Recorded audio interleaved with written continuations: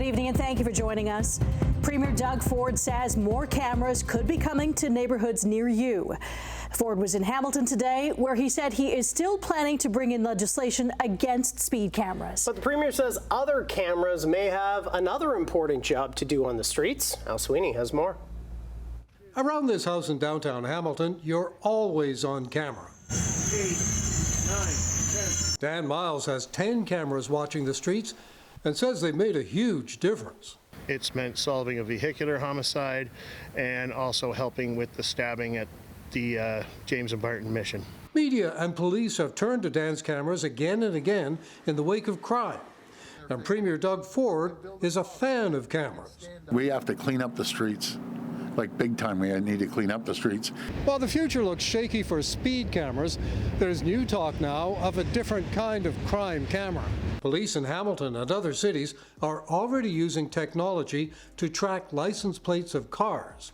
There are no details, but the Premier is thinking of expanding cameras beyond stolen cars to catch things like home invasions, possibly repurposing speed cameras. I want to start introducing cameras on crime, if approved by residents, because the home invasions, and I was asking, the mayor about the car thefts here and the home invasions, certain areas around Ontario are just getting hammered. There's an opportunity only if the community wants it. Hamilton Mayor Andrea Horvath is non-committal for now. I'm going to wait and see what the Premier has in mind. While the Premier likes crime cameras, he's still opposed to automated speed cameras like the ones in Hamilton and other cities, calling them a tax grab. But the mayor says the speed cameras aren't dead yet, and there's still talk of exceptions when the government brings in legislation to outlaw the speed cameras. Do you think you could get a carve-out? Well, a number of mayors are talking about that. In our situation and in others, the cameras that we have locally, 4, which again, we don't feel that we've been abusive of that opportunity. City Councillor Matt Francis says it's about options to keep the streets safe.